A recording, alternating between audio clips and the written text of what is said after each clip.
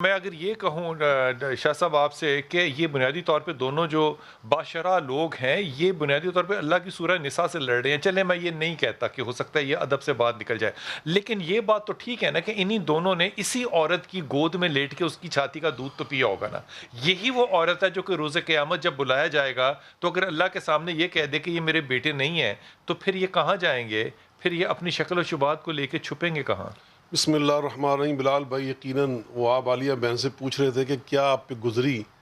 واللہ جب میں نے یہ پہلی بار دیکھی نا, توبہ. رات کا ٹائم تھا, تو میں وہ رات سو نہیں سکا. اپنی ماں نہیں یاد آتی؟ یقین جانے وہی آپ نے صحیح فرمایا کہ یقیناً نبی پاک صلی اللہ علیہ وسلم سے صحابی نے پوچھا ایو الناس احق بحسن صحبتی یا رسول اللہ, اس دنیا میں سب سے زیادہ میری محبت کا, میری حسن اخلاق حقدار کون ہے؟ فرمایا امو کا. قال ثم امو کا. 3 بار آپ نے امو کا 3 فرمایا, تیری ماں. اچھا حج اگر وہ صحابی یہاں رک جاتے اللہ اکبر تو ختم ہو جاتی نا بات. اللہ یہ ان کا شکر ہے, اللہ کا شکر. اس نے 4تھی بار پھر پوچھا نہیں فرمایا ثم ابو کا, ابا جان. تو یقیناً ماں تو وہ ہستی ہے کہ جس کی دعا سے سچی بات ہے اللہ نے بڑے بڑے ڈاکوؤں کو ولی بنا دیا. میں سمجھ تو اس ماں نے شاید ہاتھ اٹھا کے بد دعا نہ کی ہو, لیکن میرے بزرگ فرمایا کرتے تھے ماں باپ کے دل کی کیفیت کو اللہ کبھی دعا شمار کرتا ہے, کبھی بد دعا شمار کرتا ہے. جب اس نے تھپڑ مار کر اپنی ماں کو زمین پہ گرایا تھا نا, اس ماں کے دل کی جو کیفیت تھی, میں سمجھتا ہوں ایسی بد دعا ہوئی ہے. یہ اس کی نحوست ہے کہ آج پوری دنیا میں یہ بدنام ہوئے, رسوا ہوئے. یہ کالک ساری زندگی سیاہی ان کے چہروں سے اب نہیں اتر سکتی. جو مرضی یہ کر لے, جو مرضی. اچھا چہرہ جا کے انہوں نے عدالت میں چھپانا ہے. جی ان کو یقین ہوتا اگر اللہ کی عدالت کا تو چہرہ نہ چھپاتے. آپ بڑی خوبصورت بات کہہ رہے ہیں کہ دیکھیں اللہ والے جو ہوتے ہیں نا, وہ ان کا یہ انداز ہی نہیں ہوتا. یا الحاکم التکاثر, یہ پیسے کی خاطر تم غافل ہو گئے اپنی ماں کے حقوق سے, اپنی بہن کے حقوق سے. وراثت کے جو حکام, ابھی سورہ نساء کی آپ نے بڑی خوبصورت بات کی بلال بھائی.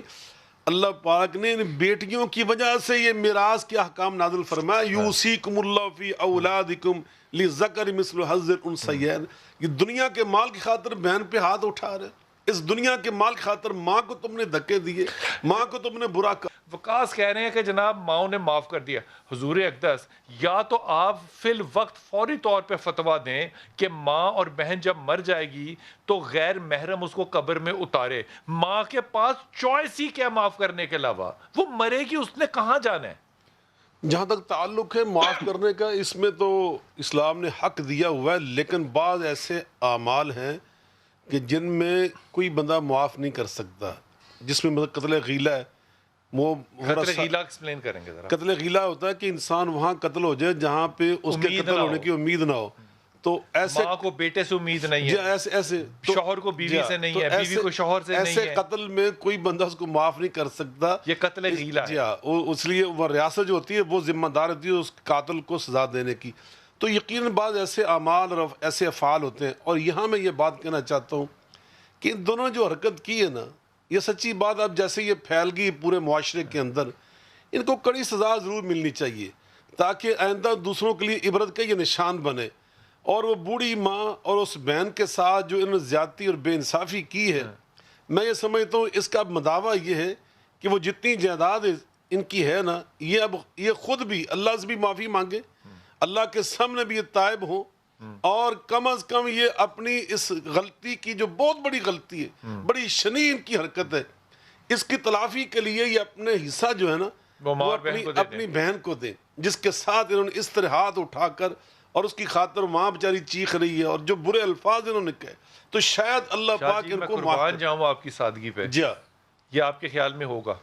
میں تو ایک دعوت دے سکتا ہوں نا, میں تو یہ کہہ رہا ہوں کہ شاید اللہ ان کو معاف کر دے جو انہوں نے حرکت کی ہے. اور یہ ابھی وہ بڑی خوبصورت بات کی وقار بھائی نے, اللہ نے قرآن سورہ محمد صلی اللہ علیہ وسلم میں ارشاد فرمایا کہ جو نہ قطع رحمی کرنا یہ فساد فی الارض ہوتا ہے, یہ زمین میں فتنہ و فساد پھیلانے کی بات ہوتی ہے. یہ فساد اور یاد رکھیے ایک میں جملہ یہاں حدیث پاک کی روشنی میں کہہ رہا ہوں, ان دونوں نے اپنی عمر کم کر لی ہے.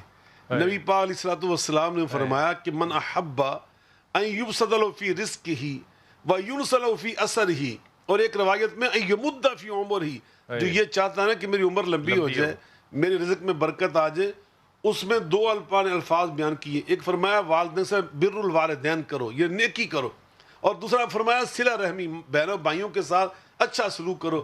ان دونوں ظالموں نے وہ دونوں کام نہیں کیے، نہ صلہ رحمی کی، نہ اپنی والدہ کے ساتھ اچھا سلوک کیا. اس حدیث کا مفہوم مخالف یہ ہے، علامہ صاحب تشریف فرمائے، اس کا وہ منطوق ہے، یہ اس کا مفہوم مخالف ہے. اگر انہوں نے ان کے ساتھ اچھا سلوک نہیں کیا، صلہ رحمی نہیں کی، ان کی عمر کم ہو گئی ہے، ان کے رزق کے اندر نحوست پیدا ہو گئی ہے. یہ اللہ سے توبہ کریں، معافی مانگیں اللہ سے. تو بل آپ نے جس بل کے خلاف آپ نے اپیل کیا ہے نا، یہ جو جس بل کا ذکر کریں، اس پہ کبھی میں پھر پروگرام کروں گا، لیکن آپ لوگ اپنے طور پہ as members of council of Islamic ideology آپ بھی تو کوئی ان کو بل پیش ہم تو اپنی ذمہ داری پوری کر رہے ہیں، ہم تو دے رہے ہیں. ہم نے کب اسے پیچھے قدم ہٹایا؟ اسی بل کے حوالے سے ہم نے تو فوراً ادھر بل آیا اور فوراً اس کو اپنے اب سامنے لے لیا کہ نہیں جناب، جب تک ہم اس کو نہیں دیکھیں گے اس کو آگے نہیں بڑھنے دیں گے. ہماری اسی احتجاج شور شرابے کا نتیجہ تو یہ ہے کہ وزیر اعظم نے یہ فیصلہ کیا کہ واپس اسمبلی میں بھیجا جائے اور اسمبلی سے اسلام دیہاتی کونسل میں بھیجا جائے. کیا سورہ نساء کا لاگو قانون ہوگا یا بس ایک آپشن ہے، کروں کروں نہ کروں نہ کروں؟ بالکل نہیں، ایسا نہیں ہے. وہ اللہ کا قانون ہے اور یہ اس کے بغیر تو نظام وراثت جو ہے وہ چل ہی نہیں سکتا. اور یہ معاشرہ جس کو ہم کہتے ہیں سوسائٹی، ریاست، یہ اس کی بنیادیں ہیں.